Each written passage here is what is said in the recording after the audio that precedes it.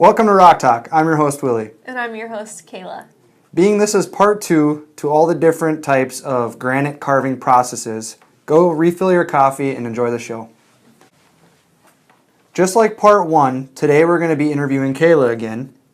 And the only difference between part 1 and 2 is part 1 we talked about all the different processes. And in part 2 we're going to talk about what granite color works with those processes. So for that, if you turn to pages 16 through 30 in your legacy book, we'll actually be talking about those pages throughout.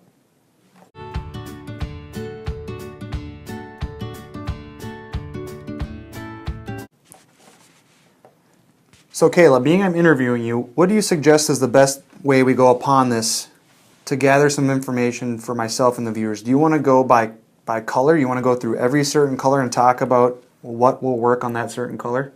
Or what do you suggest? No, actually, if you just turn to page 16 in your legacy book, we have it actually all mapped out for you. So if you turn to page 16, at the top of that page, we actually have a key that'll show you all the little icons and what they stand for.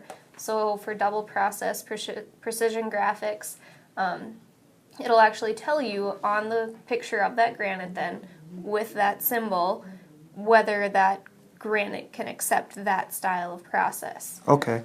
With that being said, this is actually going to be a fairly short video then. Mm-hmm. With that being said, I don't see any dot process or laser engraving as an icon. Why is that?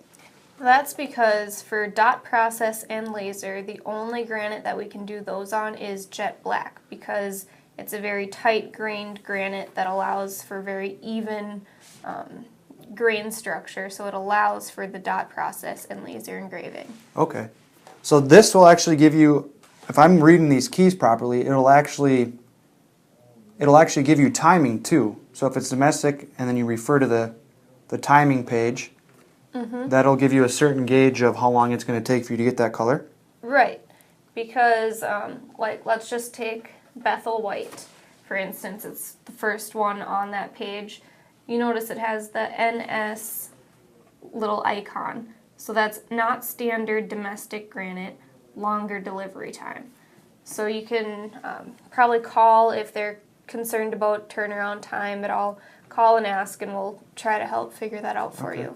Let's go back to that Bethel White. There's also a little rose icon. So if I'm reading this correctly, and if I take what I learned in part 1, that's stating that, so this is non-standard, it's going to take a little bit longer to deliver, and with Bethel White you can only use traditional double process. Correct. Since Bethel White is a really light granite color, the only process that's really going to show up on that is double process. Okay. Now let's go to the right, just so I can wrap my head around this as well. If you go to the right of Bethel White, there's a Masabi Black. If I'm reading this correctly, it has a little S icon. Yep. So that's showing that it could be in stock at a vendor, because in a standard size that is, mm-hmm. which if you read up top it says that. And you can use traditional double process, and you can use PGC graphic carving. Yep. So wow, that's a wide range of different carvings. But now if you take what I learned and the viewers learned in part 1, that's only pertaining to an upright. Correct? Because you're not supposed to use PGC on flats. Right. So even if it says that you can do PGC on it, if it's a flat marker, then you cannot do PGC.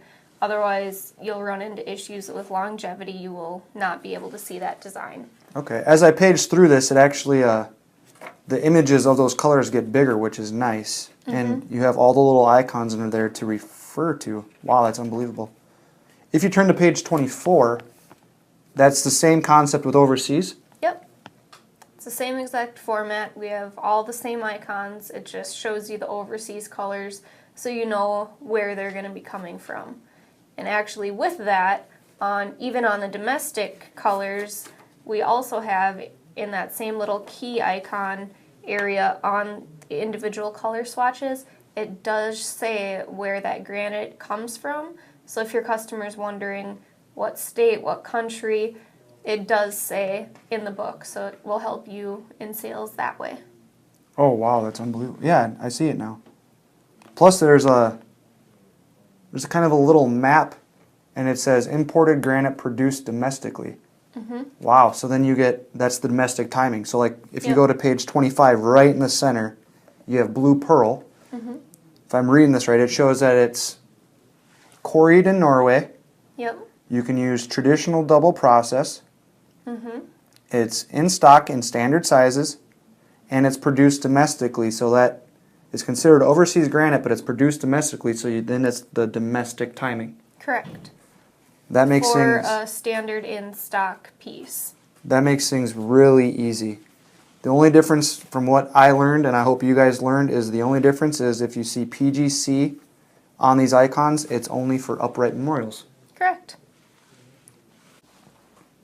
Thanks for watching this episode of Rock Talk.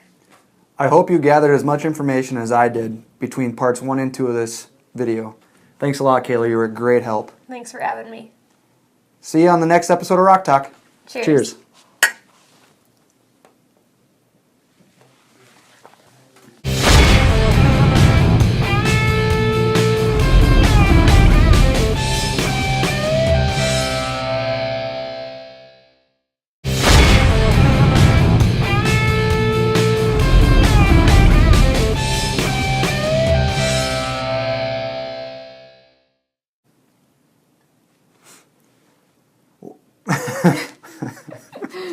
I just see you like.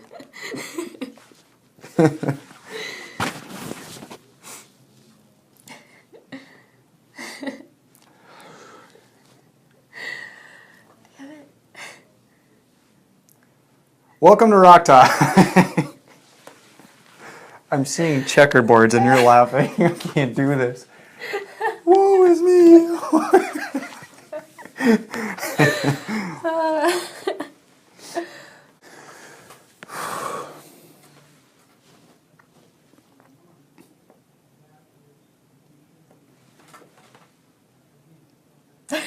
I can It's see like you. a slow start.